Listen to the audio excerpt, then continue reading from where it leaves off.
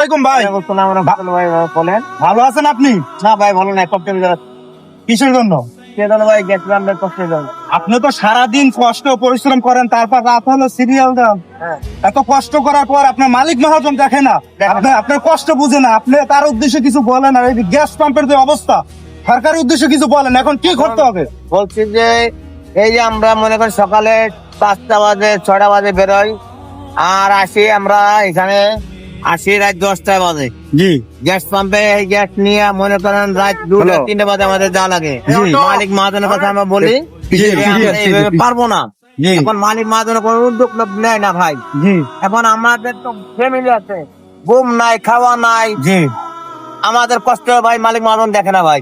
জি জি এখন পাম্পে যদি পাম্প কিছু বলে না, পাম্পে বলে আমাদের ঝাড়ি দেয়। জি এই যদি গ্যাসের যে কষ্ট ভাই, এরকম আমাদের কষ্ট আর চলে না ভাই।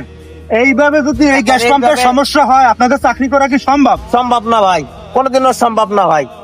জি এই রাত 3টা বাজে যাইয়া ফ্যামিলি আছে, তাদের সময় লাগে। এইভাবে কষ্ট করে সম্ভব না ভাই, এইভাবে চাকরি করা যাবে না ভাই। ধন্যবাদ ভাই, কামাল ভাই সাথে থাকার জন্য ধন্যবাদ ভাই, ভালো থাকবেন।